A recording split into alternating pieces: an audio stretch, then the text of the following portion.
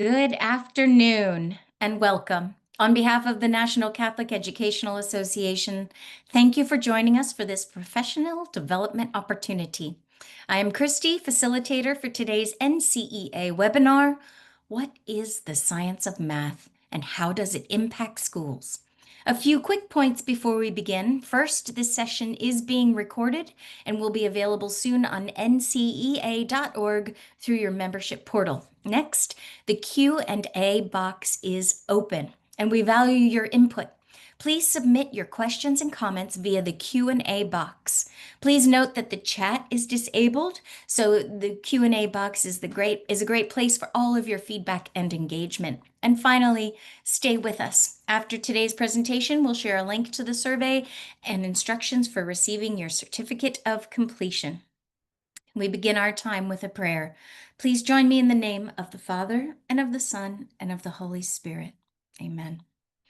Heavenly Father, loving God, source of all wisdom and truth, we thank you for the gift of knowledge and the calling to form young minds. Bless all gathered here today, that we may learn to teach with clarity, patience, and love, guiding our students toward both intellectual and spiritual growth. May our work reflect your order and beauty, and may all we do be for the glory of your holy name. We ask this through Jesus Christ our Lord. Amen. In the name of the Father, and of the Son, and of the Holy Spirit. Amen. And now it is my great honor to introduce our speaker for today.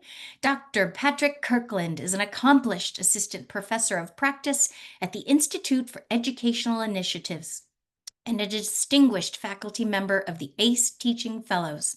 He leads instruction in elementary math methods and assessment while supervising a dynamic community of educators.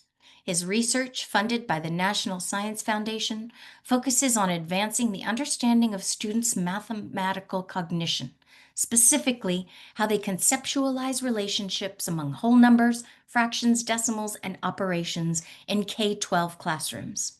Dr. Kirkland brings extensive classroom and leadership experience. Prior to academia, he taught middle school math and social studies and served as Associate Director of Academics for ACE Teaching Fellows, driving educational excellence and innovation. Dr. Patrick Kirkland, welcome, and thank you so much for being here with us today. The screen is yours. Wonderful. Thank you so much, Christy, for your help and for that kind introduction. Thank you all for taking time on a busy day. I know these August days in particular are very hectic. Notre Dame started classes yesterday. My wife and kids' school started last week. And so I know in particular how hectic these days are. So thank you for taking time out of your day to spend some time to talk about math education in Catholic schools and hopefully ways that we can continue to improve that moving forward. Like Christy said, please do feel free to use the Q&A feature and interrupt with questions throughout. We want this to be as useful and helpful for you and most importantly for your students moving forward. As Christy mentioned, I teach elementary math methods here at Notre Dame. I teach our future teachers how to teach math. But over the last few years, it's been pretty prominent in the news, popular media, a focus on the science of reading. I think there were many sessions last year at NCEA focused on this. State laws here, especially in Indiana, that have changed teacher credentials around the science of reading, and a strong focus on improving our early literacy instruction to help our kids read better. As this has kind of come out, especially in the national media over the last few years, folks have often then asked me, well, what about math? What's the story with math? Is there a corollary in math education? And if you've seen any of the kind of national news around math education over the last few years, especially since the pandemic, we've seen a pretty strong drop in student scores nationally. Here we have NAEP math scores for 8th graders, and you can see the significant drop from the 2019 scores to 2023.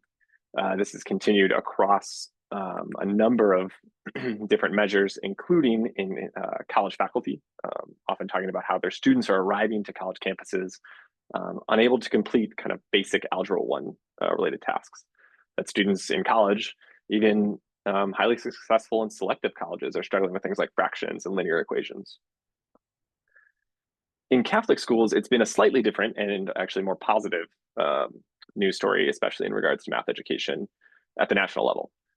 If we look at the NAEP scores in math for 8th grade and 4th graders this past year, we see that there has been a rebound in 8th grade, where our 8th graders in Catholic schools continue to outperform students in public schools in the United States and are now back at the level they were pre-pandemic. In 4th grade, it's remained relatively flat, which is a great sign that there was not a significant drop in those post-pandemic years. But if you examine the data a little bit more closely, we can see that kind of the gains in 8th grade and the ability to remain flat there in 4th has been driven mainly by our most successful students, those students that are already doing pretty well in their math classes. Those students have grown and continue to grow post-pandemic in their math achievement. But what's particularly troubling is if we look at our lowest achieving students in Catholic schools. There we do not see the same pattern of growth or consistency that we saw at the midpoint level for our students. Our struggling students are actually struggling more now than they were pre-pandemic, both in 4th and in 8th grade. And it's in light of news like this, in particular for students that have struggled, that a group of special education researchers started a movement where they named themselves the Science of Math. They based this on the science of reading movement and its success, and came out with a series of recommendations on how math teachers could better use research evidence in the classroom. This has led to, as you see here, a restart of the math wars, where now we have strong opinions on how we should teach math. Should it be an inquiry-based approach? Should it be more explicit instruction?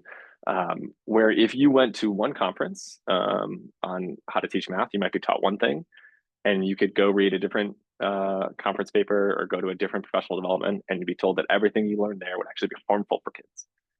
And so it's amidst all of this kind of push for teachers, like you need to teach this way, no, you need to teach this way, that we've seen even impacts in my home state of Indiana on teachers' licensure requirements, where now the state has just recently passed a science of math legislation around how teacher prep programs prepare teachers. We've seen changes in Alabama and Louisiana around current teachers and their math knowledge. But for a Catholic school educator in particular, or a Catholic school leader, it can be hard to sift through these varied arguments. What does it mean to teach math this way? What does it mean to teach math this way? What is the science of math? And our Catholic schools should be excellent instructionally. Their math instruction in all of our schools should be as good as it can be. And I think the best way to accomplish that in a K-8 school is to use a research-driven, coherent curriculum and to use effective research-based instructional practices in math. To have our teachers both understand what they're asked to teach in their curriculum and then how to implement that with the students in their classroom. But it's hard for a Catholic school leader or teacher to be able to determine, especially when we're getting kind of differing viewpoints, how they should implement research in their classroom, right? How do they actually teach math in the best way possible?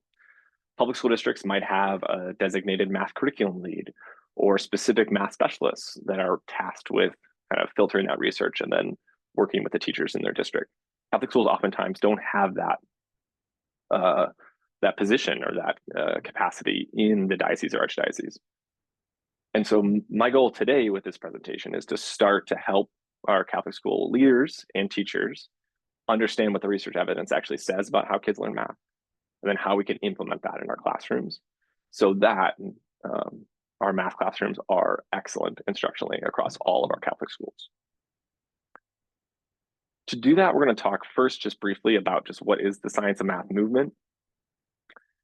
And then I'll spend some time on two specific teaching practices. There's a few that we could go through, but we have 1 hour together in the webinar. And so we're going to talk about two that teachers can implement in their classroom tomorrow: fluency practice and multiple strategies. And then we'll talk about how this focus on the research evidence in math education should impact Catholic schools not at the classroom level, but more so at the diocesan or archdiocesan level or at the school level. What does this mean for school leaders and archdiocesan and diocesan leaders? And what does it mean for your curriculum? How should you think about adopting or using math curriculum to support your students? And I'll end with some resources and additional time for Q&A. Okay, so let's start with just talking about what is the science of math, if you hear this term. In some ways, you might hear this term in regards to a particular movement that I mentioned earlier. It's started by special education researchers. Here you can see from their website, kind of their mission statement, what they are about as a group, that they were founded, inspired by the science of reading, to use what they call objective evidence about how students learn math in order to make educational decisions and inform policy. So they are working especially at a national level to try and push uptake in teacher classrooms of specific math practices based on the research literature. And in particular, a focus on students who are struggling in math. Many of them are special education researchers at the start who've done great, incredible work. People who do truly care about kids' overall math achievement and their growth.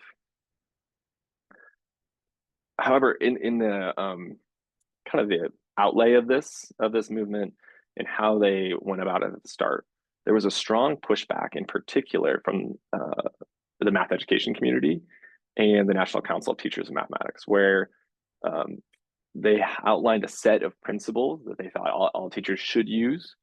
And in particular, this one around using timed activities has been kind of a flashpoint across the math education world, where if you went to a science and math website, you'll see that you have to use these activities to build kids' fluency with math facts.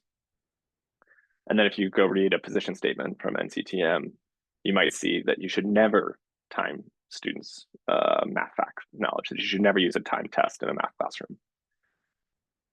And that disconnect is really challenging for a teacher, an educator, a school leader, especially those who are maybe not as confident in their own math ability to determine, so do I need to be using time tests? What's the big deal with the time tests? And I would say in particular, this one is a case where we have people kind of talking over each other, where they're using similar words, but how it gets enacted in the classroom is very different across both of these viewpoints. And it's a piece where we need to get this right to help our kids mathematically. So I don't want to focus our time on kind of the movement itself of the science of math, but just what are the principles? What does the evidence say about how kids learn math in a lasting way, so that our students are successful beyond our classrooms, and how they can make sense of the math that they encounter in class and outside the classroom. As Christy mentioned, I study kids' number sense, or their ability to use numbers and operations flexibly to solve a problem. We've seen the kids with strong number sense actually learn more math during a school year. It's the best predictor of how much math they'll learn in a school year. And we want our kids to make sense of what they're doing in a math class, right? We don't want them to just blindly follow a procedure, but to make sense of it. And there are a few practices we can implement based on the research evidence. If we implement them well, we can ensure that our students are getting an excellent instructional experience in our classrooms. So I want to focus on those teaching practices first, what an individual classroom teacher can do to ensure that their students are able to be mathematically proficient by the time they leave their classroom. And I picked these two in particular for a reason. They are two that I often hear thought about the most, especially in regards to the new math, when you might get parent or teacher pushback on what is this new math. There's not a new math, just to be clear. But there are practices that we have a research evidence for how to do them well, but I've also seen them implemented really poorly, oftentimes in classrooms, where that leads to frustration for students and parents. So I want to talk about what the practices are, some potential challenges with them, and how to do it well. The two practices we're going to focus on today. Number one is students' fact fluency. And this might sound strange when I talk about my own research and interest in kids' number sense and this flexible, creative approaches to mathematics and problem solving. But kids who have strong fact fluency are better able to then develop number sense kind of going forward. And when we're talking about fact fluency, I want to be very clear. Here, I do mean those basic single-digit operation facts. So we're thinking of addition and subtraction together, multiplication and division together, and we're building towards students being automatic with their math facts, where they have a level of automaticity. But if I said, what is 8 times 7? A student would be able to know right away, 56. That's what we'll focus on here. Procedural fluency is a different type of fluency in math. This is things like being able to multiply multi-digit numbers, using long division, knowing how to add 3-digit numbers, converting between a fraction and a decimal. Those are all important procedures and algorithms, things we want our students to know. But it's a different type of knowledge cognitively than fact fluency. Fact fluency reaches a point where it is very similar to if I asked you what's the capital of California, right? You want to retrieve that fact. Procedural fluency is a little bit more similar to riding a bike, right? You carry out the steps over and over again, or making a peanut butter and jelly sandwich. You carry out those steps. And so since those are two different cognitive processes, the way we teach them actually differs slightly. Okay, so let's focus on fact fluency. And there are 3 really important stages to this. And where students are at in their fluency development across those stages changes how we teach, right? Our instructional activities change based on those stages. So the first is the learn stage, when kids are in the acquisition stage of knowledge. They're first learning about the math facts, addition, subtraction, multiplication, division. The practice stage, where students then have time to practice retrieving those facts that they've learned. And then the assessment stage, where students have time to check to see, do they know the math facts? And you as a teacher get feedback on if students have learned the facts from memory.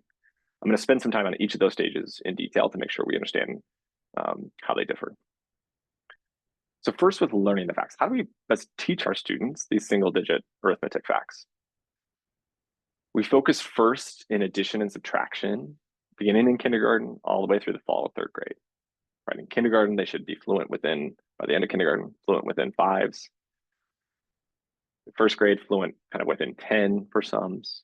And then by the end of 2nd grade, we want them to be fluent in addition and subtraction within 20, right? All the single-digit addition, subtraction facts. Importantly, we pair this with subtraction because of the knowledge that if students see these as inverse operations, they're better able to master both sets of facts. Multiplication gets introduced in 3rd grade, right? The concept of multiplication. So multiplication and division fluency practice starts kind of end of fall, winter, spring of 3rd grade, depending on when you introduce multiplication, and it continues on. Students are expected to master the single-digit multiplication facts by the end of 3rd grade. And we pair this with division in the same way as inverse operations. Most importantly, when we introduce a set of facts for students, we should use fewer facts at a time. We should not do all the 8s, all the 9s, all the 6s. Instead, we pick 3 to 4 facts for a week, and we emphasize the commutative property. Students who know that 4 plus 3 is the same as 3 plus 4 actually have half as many facts to memorize, right? And those students are then able to flexibly use that knowledge to solve problems. When students are introduced with all the 8s or all the 7s, it can be too much for them cognitively, right? At least some cognitive overload. And so when we pick a smaller set, kids are able to better focus on those 3 to 4 facts for that week, and then master them and reach fluency with those sooner. Importantly, this is not kind of just away from any mathematical thinking or reasoning. We connect the facts with representations. So with addition, we're using things like a number line or 10 frames. With multiplication, we're using things like arrays or an area model, where students can see and learn, oh, well, 4 times 5 is 20. I can think of that as 4 equal groups of 5 or 5 equal groups of 4, and I count that out. These representations are paired with the facts so that students can derive an answer at first, because at this point, they haven't mastered it. They don't know 4 times 5 is 20 right away. We give these representations to build a connected set of knowledge around the fact so that they can then get mastery later. Okay. It's really important that that learn acquisition stage is not as time pressured as you might think, right? We're not giving kids a ton of facts right away. Okay, how many do you know for a minute? We want to slow that down, break it down a little bit more specifically and explicitly for students, and then help them build from there. Once students have learned a small set of facts, we then give them practice opportunities. And here the emphasis is around retrieval. When I say retrieval, I think of, in particular, almost like a test-like environment.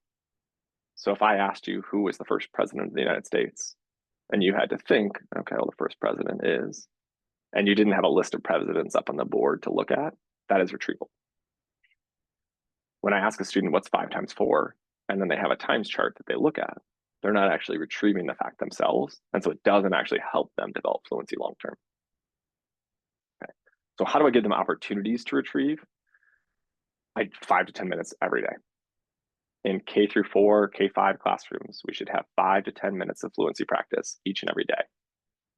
This can look like a lot of different routines, like we'll talk about in a second, but it should not be necessarily the Mad Minute 100 fact worksheet.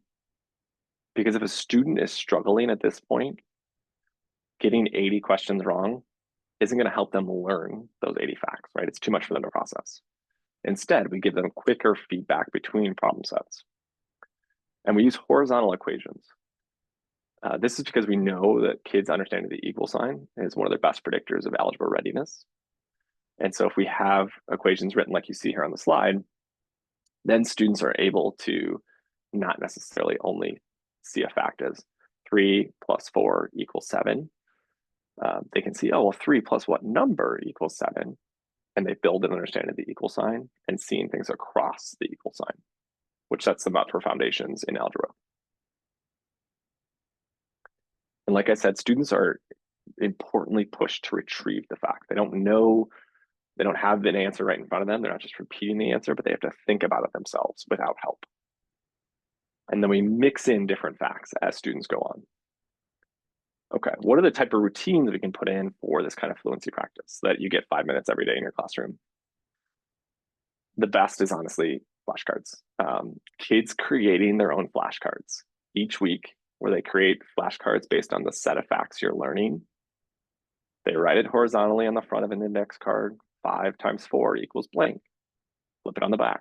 5 times 4 equals 20, and they draw an array of 5 times 4. That is the best way to kind of easily do this in an elementary math classroom. They then make those flashcards, and then they pair up, where one student has a flashcard, the other student doesn't, and you quiz each other, right? So you get feedback immediately. Oh, I don't know 5 times 4. It's 20. Remember, 5 times 4 is 20. That partner fluency practice is great. This is also a great time to use whiteboards, where kids can answer quickly on an individual whiteboard. You give them a fact, what's 7 plus 4? And you just get them a time to write it down. Everyone shows you, and you can check on student progress easily. And then games. Games are great here. And using anything with dice, cards, right? Where kids roll 2 die and compare the sum, or they flip over 2 cards, they have to multiply it, and whoever has the larger product gets both cards. Any of the games here are good routines to support their practice once they've been introduced to those facts, right? They can't flip over a 7 and a 5 and not know 7 times 5. That's not going to be helpful for the game. And then you can also use technology at this point to help you implement the practice if you would like. 2 potential options are MathFacts Pro. That costs $1 per student for a year, and it allows you to differentiate student fluency practice based on how students are doing. Or Extra Math, similar but free option, does include a pretty strong timing component to it, but both of these are options to implement easy fluency practice into your classroom. Okay. All right, so that's fluency practice. Kids have learned a set of facts. They're now practicing that set of facts and any facts they learned earlier in the year. How do I, as a teacher, check in on how students are doing? Well, I don't want to collect every time they do fluency practice on flashcards. I don't want to score it every time they do it on whiteboards. Instead, once every week or every 2 weeks, I now introduce timing as a chance for me to know, do students know the facts from memory? Here, I'm not grading this for accuracy in a grade book, but it's more knowledge for me as their teacher and for them as a student and for their parents. Are students automatic with their facts? So we give students something like 15 to 20 facts, 10 to 15 at the start, and we give them a couple minutes where it's around 3 to 5 seconds per fact. and you ask students to complete it. Don't worry about the time stress. You can, I think here, have them, okay, it's been 2 minutes. I want to just circle which one you're on. Go ahead and finish the rest so you can see, do they know the facts? And it allows you to see, do students know the facts from memory yet? This is an important piece to not leave off.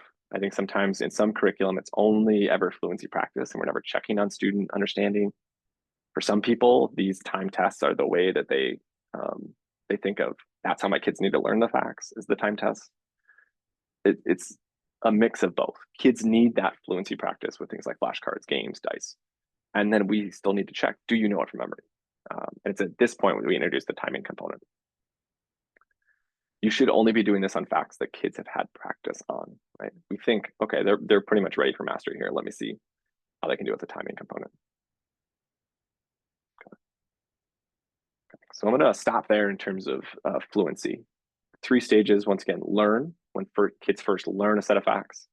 Practice, when they have a chance to practice with each other, with technology, with games, with themselves. Retrieving, do they know a math fact? And then assessment, where you introduce a timing component to see, do kids know this fact from memory? What we do now is show you a series of example fluency tasks that I've seen people use for practice. And I want you to think of which ones are good, which ones are bad. I'll give you a chance to look that over now. And then if anyone has any questions, please feel free to type those into the Q&A. So first is flashcard practice with a partner. Second is the math game around the world. Third is a Mad Minute worksheet. Fourth is an online math game. And then the fifth is choral fact practice aloud as a group.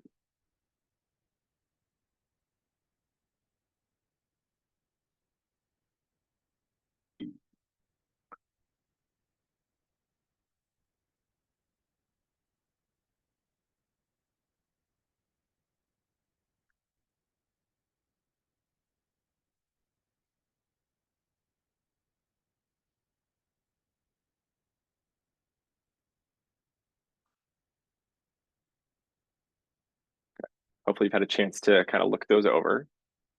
This was just my chance to assess where you're at, give you a chance to retrieve what you remembered from the first set of the presentation.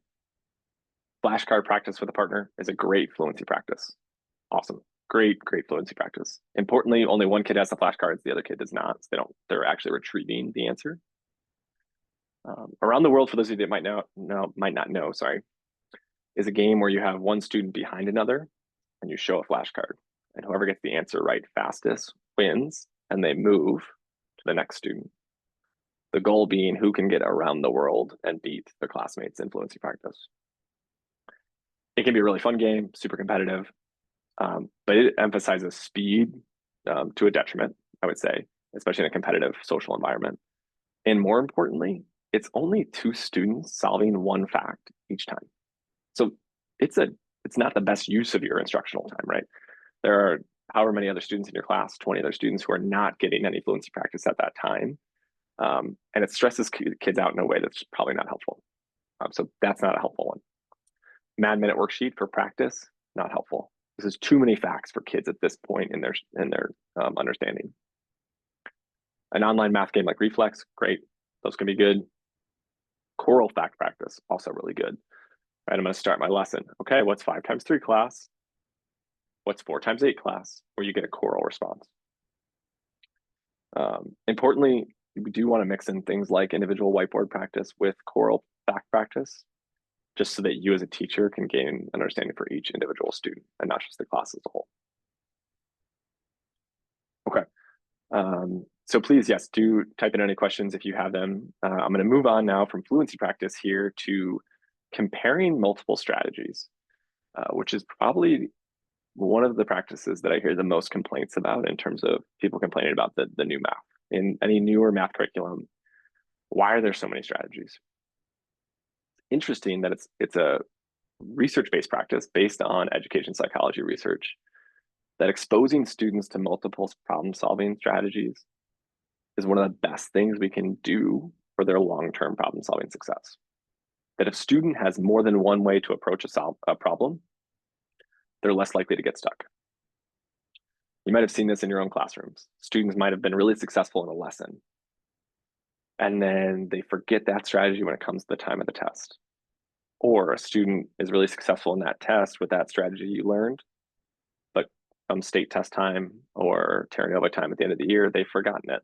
And if they only have that one specific strategy or algorithm to use, then they don't have anything else in their strategy toolbox to help them out. A student who can solve a problem multiple ways is less likely to get stuck. Oh, I don't really remember the steps for long division, but I know what it means to divide, and I can think of it like almost like repeated subtraction, and I'll solve the problem that way.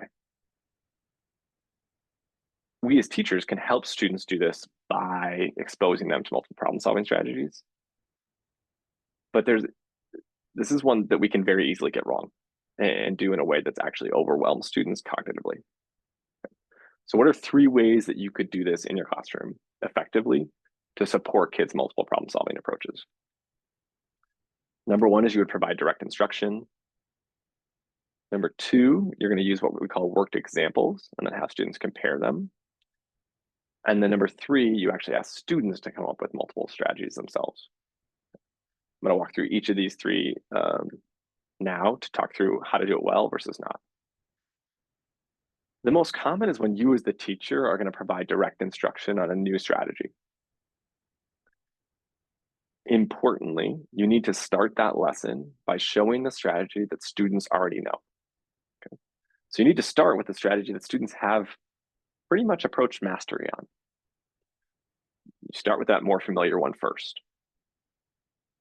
And then you demonstrate the second strategy. And you as the teacher make explicit how those 2 strategies compare. Okay? That they're not tricks, right? That there's actually a mathematical reason why both ways might work. Okay? So for example, let's say you were in a division unit and you were teaching students 165 divided by 7. If students knew long division, you might start this problem with 165 inside the house, 7 outside, and then you'd show the long division method. If you were then to introduce a strategy like partial quotients, where kids are going to use estimation to solve the division problem, importantly, you would use the exact same numbers. This allows kids to make those comparisons much more explicit. So I'd say 165 divided by 7, I'm going to set it up the same way. But now I'm not going to think of that 1 as 1 because it's not 1, it's 100. How many times does 7 go into 167? Oh, at least 10 times. And then I would do 10 times 7 is 70, and I'd work through the partial quotient strategy and then compare them explicitly for students at the end. It's really important that students first master one strategy before we add others.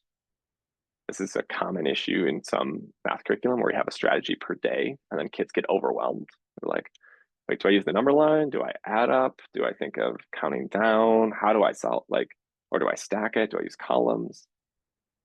So we want to master one first and then build on from there with new strategies. When you introduce the new strategy, use the same numbers in a problem and show the more familiar one first. That will help students make the comparisons themselves. The goal being that we don't want to force kids into, you have to solve an addition problem this way or a subtraction problem this way.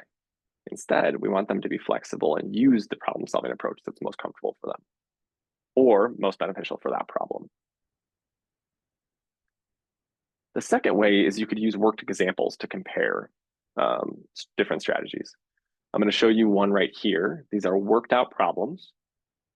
And this is from an incredible resource, Algebra by Example. And there's another version, Math by Example, developed by a wonderful group of researchers who have shared these resources freely, where it is a set of worked examples that you could use in kind of your 4th through 8th grade classrooms to help kids learn new strategies. This Algebra by Example 1, we see here 2 different ways to solve this problem, to solve for y. In Mandy's solution, she does kind of the traditional where you would distribute everything out and then work towards combining like terms and isolating the variable.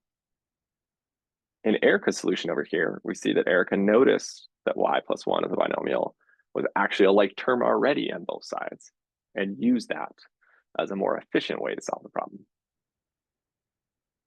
So we would present both to students, and then importantly, there's that teacher language at the bottom. We have a prompt for students to explicitly compare both. Right? If we just present both and say, here are two ways to solve the problem, kids aren't going to take that up themselves. We have to explicitly prompt them to engage with both and to explain why. That will help them internalize the strategy and especially understand at an analysis level what is unique across both and why they both work mathematically. You can do this with correct examples for new strategies. You can do it with incorrect examples to show where a trick might fail students. But in any case, kids have to be prompted to look at both and answer a question about both. Why we might choose to use this rather than provide direct instruction, well, it's a lot more efficient, right? It's already worked out already.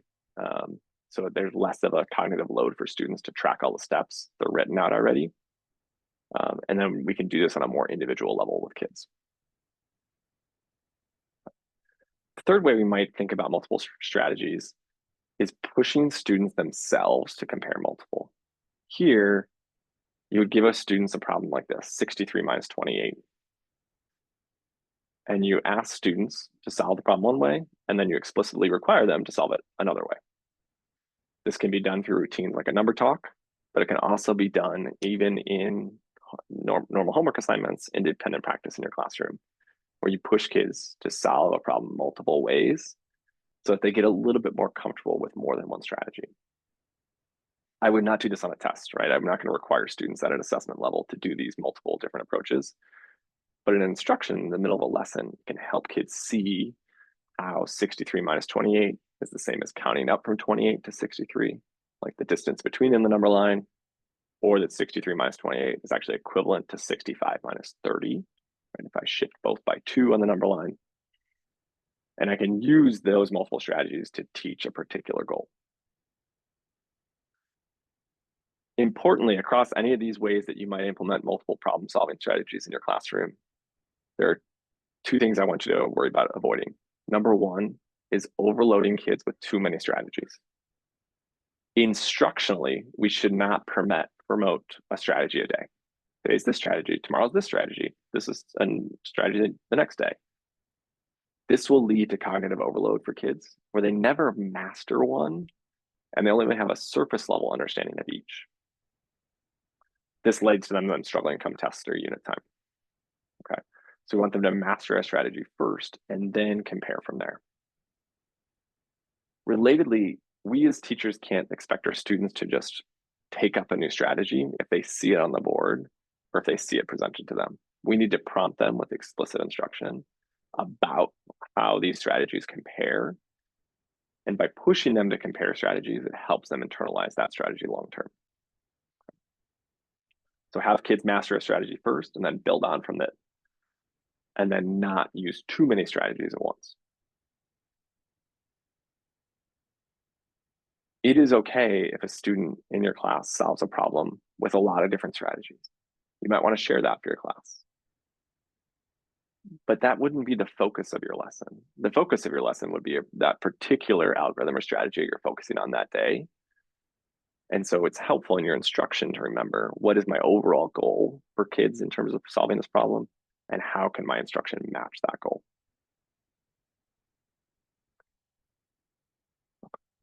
So we started with fact fluency practice, and then we talked about comparing multiple problem-solving strategies.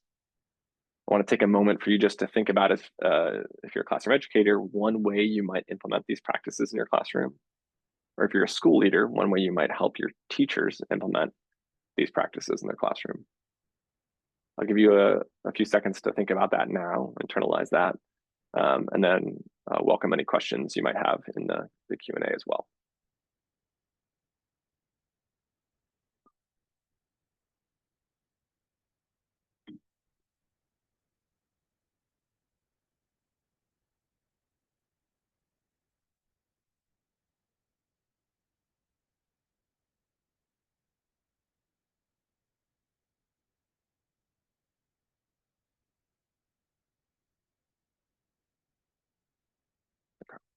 Okay, I'm going to move on. Teacher wait time, probably the hardest on a Zoom webinar that it is in any teaching environment. If you do have questions, please feel free to enter them in the Q&A or to reach out to me as well.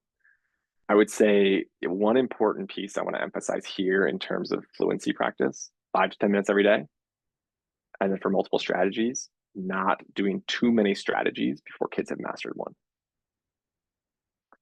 I see a few questions around, one around working with students with special needs. Yes, these practices actually, many of them are have been shown to be most effective for students with special needs, especially using explicit instruction on a strategy, telling kids like explicitly how a strategy works, and providing them ample fluency practice.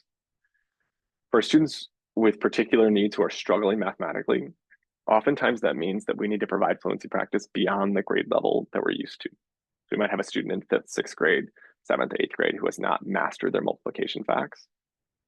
5 minutes of fact practice for that kid every day is going to make the world of difference. And then a note about calculators. That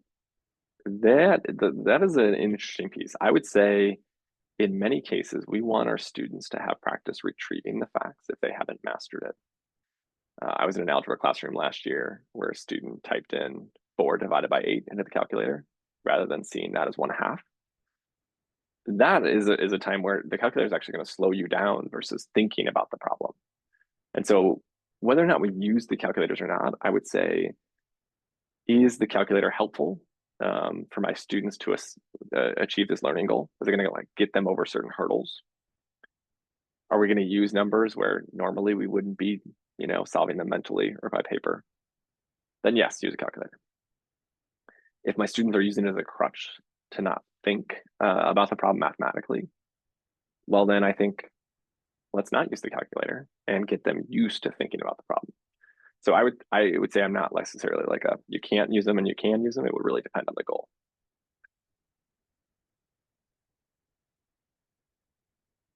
Awesome. Okay. Great.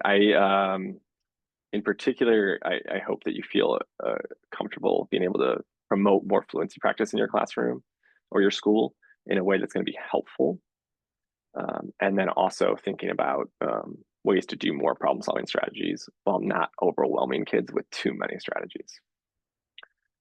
Right. And then this last one that just came in about diocesan, that's a great way for me to think actually about our next question here, which is going to be, how should this impact beyond a classroom level at the school or diocesan or archdiocesan level? A few really important pieces that I think this will mean for schools, dioceses, archdioceses, guided by especially some of the movements we're seeing at the state or national level around policy for math education. Number one is working to increase our current teachers' mathematical content knowledge.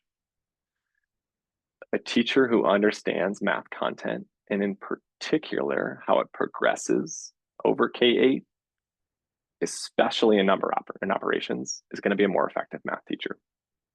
They are less likely to fall for certain tricks that expire, things like multiplication makes a number bigger, or there's always only one number that comes next, because they see the full picture of how a student who's first learning how to count 1, 2, 3, 4, that means 4, how that eventually leads to a student in 8th grade who can view what the square root of 2 might look like in terms of where it would fall on a number line. So we'd want to increase our current teachers' math content knowledge, especially in number and operations. We see oftentimes it can feel like there's too many things to teach, right? Too many standards. It feels like there's too much curriculum to teach in a school year. One thing that can really help teachers here is to focus more so on number and operations if you have students who are struggling in that domain. Geometry, stats, and probability, those are all important areas mathematically, measurement. Number and operations is going to be the key for algebra in a way where if you have students who are falling behind, we want to focus more in number and operations. And helping teachers see that things like 5 minutes of fluency practice don't have to take away from your math block time. You could do that as part of your morning work. You could do that when kids come back from recess, right? We can be flexible with things like fluency practice or a daily spiral review in areas outside of my math block timing that allow me to focus more in my math instruction on the core standards. And we want to increase the use of screener assessments for kids who are struggling early, especially in pre-K to 2, using early numeracy screeners. So I'll show a few of these at the end, but wanting to check for students who are especially lacking or struggling, I should say, in their early number sense and catching that in a way where we can, okay, identify this student's maybe going to need some more tutoring resources or is going to maybe need more one-on-one time, especially around foundational number concepts, things like place value, the counting sequence, cardinality. Okay, so that's impact-wise, where I think it'll affect it. What should we do implementation-wise to address that? What are some suggestions to help? One, providing targeted professional development on math content knowledge for your math teachers in the same way that some of you may have already done for the science of reading around early literacy, right? Being able to provide additional training for your teachers around math content, things like rational numbers, fractions, decimals, and percents, whole numbers, the operations, so that all of our teachers feel comfortable understanding why we use the area model or why we talk about partial quotients or why I want to teach fractions like this in 3rd grade so that they would understand the number line in 7th grade. That targeted professional development will be really helpful for teachers' overall comfort. It is really helpful when done focused on content, and also if you have a common curriculum, especially the elementary level, when paired with that curriculum. Another suggestion is to help consider the idea of having a math specialist at the school or at the diocesan or archdiocesan level. So for example, if you have a school that is considering a new math curriculum, who do they go to with a question about what would make a good curriculum versus not? If we don't have an answer for that question, we need to have one, right? We want to have people that understand the math content expertise in a way that's going to help a school. Not saying like you have to do this curriculum versus this one, but instead this is what to look for. So if you have those people identified, that's great. If you don't, think about those teachers or those school leaders who could potentially serve in that role or partner with Catholic University faculty. I know I speak for myself as well as others who would be eager to help schools improve and support their math instruction. Right, it's my job to think about this stuff all the time in a way that's hopefully helpful at a broader level, so that we can support the decisions you make at the local level. Because overall, we want our students to be successful mathematically, so that they can encounter the wonder and beauty of the world, and to feel confident as problem solvers, so that they can be empowered to make their own decisions going forward academically. So reach out to Catholic University faculty if you're in need for professional development, or even just with questions around curriculum, around assessments, around what you're seeing mathematically in your schools.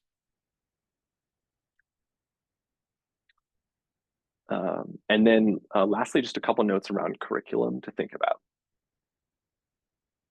If we think about what makes a high quality math curriculum, the number one piece we want to look for is coherence. And I mean that year over year, as well as within a year, where there is a clear build year over year. We're not repeating topics too much, but we're coming back to them. And we chunk concepts into units. So we don't have kids who see elementary math in particular as day 1, day 2, day 3, day 4, day 5. Day 1, day 2, day 3, day 4, day 5. Instead, we want them to see, oh, I'm thinking about addition. I'm thinking about subtraction and addition together. That coherence is really important for kids' overall chunking of all of the different things we expect them to learn, throughout a year.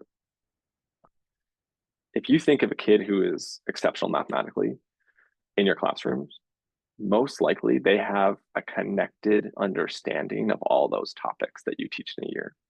They see addition connected to subtraction and how they relate. They see addition and how it relates to multiplication. They see how a fraction actually relates to a decimal and to a representation on the number line. We want to support students' ability to chunk knowledge like that. And so the more our curriculum does that, the easier it makes it for teachers. and it aligns with the practices we talked about today. So there's fluency practice built in for your students. They're asked to compare multiple strategies explicitly, but it's not a strategy per day. And they connect representations of concepts from the abstract to, from the concrete to the abstract. I didn't have time to talk about this practice today, but this is another really common one where you might see things like base 10 blocks or the area model. Kids are working with Unifix cubes. Anytime that we're asking kids to use a representation like that, we have to write the abstract math with it and make that connection explicit. And lastly, it aligns with the science of learning. And there I'm talking about things like a really strong focus on early numeracy early on. And then what we call spaced practice or spiral, you might have heard, where you come back to content in a little ways throughout a school year so that kids don't lose track of what you learned in unit 1 when you're on unit 8, as well as interleaved practice, where you are mixing in addition and subtraction problems, right? We never think of a word problem as this is an addition word problem, this is a subtraction word problem. No, we're gonna look at word problems. This is a change word problem where there's gonna be a change. I might have to add, I might have to subtract. I could actually use either operation to solve the problem. That is what we want to build towards, not necessarily addition practice, addition word problem, subtraction practice, subtraction word problem. Just looking at our time here, I want to get to just our resources that we have available here. There's a QR code with the resource link. It will give you access to our NumberSense, a link for our NumberSense assessment. That is free to use, as well as our research supporting kids' NumberSense development. Anyone who's interested in using that assessment in their classroom is welcome to. You just need to, there's directions on that website, and you email numbersense@nd.edu. If you're worried about your kids understanding the equal sign in early elementary, there's a free intervention that kids can do for fluency practice and the equal sign called IQ. The website there is linked. And then there are a few different early numeracy assessments. Some do cost money to buy. Acadience math is essentially Dibbles in reading. It's like the math version of that. And there are some free versions available online that can be really helpful, as well as links to some of the research we talked about here. I just want to answer a couple of those other questions here, and then, I'll go back and then give us time before closing.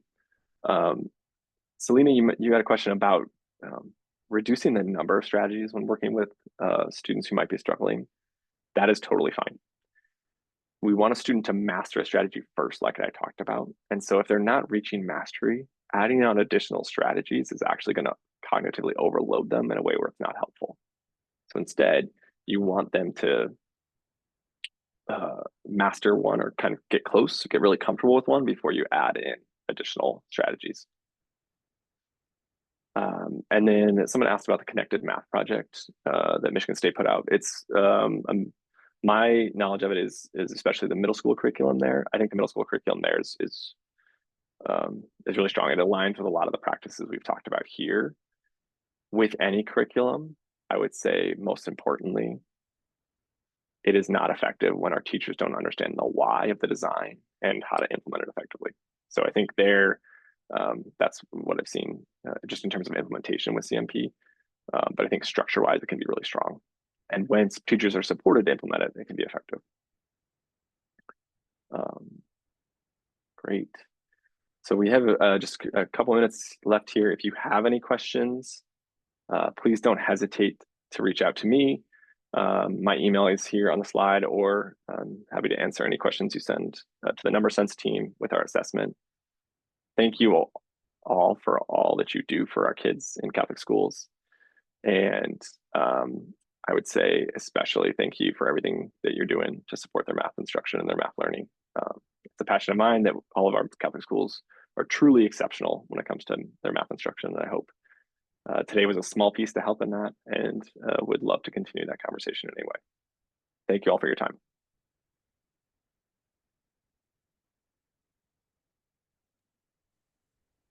Dr. Kirkland, thank you for your time. This is fascinating, and thank you for your dedication to math in Catholic education and forming our students as thinkers, as problem solvers, and disciples. It's inspiring and impactful. And we're grateful for you being here with us today and helping our students to encounter math and having number sense inside and outside of the classroom. And thank you for that. We're grateful. And Thank for you. reminding us, it's a deep responsibility and a joy we have as Catholic educators um, in regards to the science of math. So thank you for these tools and the direction. Absolutely. Thank you. And our attendees, there's still time to throw any questions, comments, feedback, gratitude in the chat.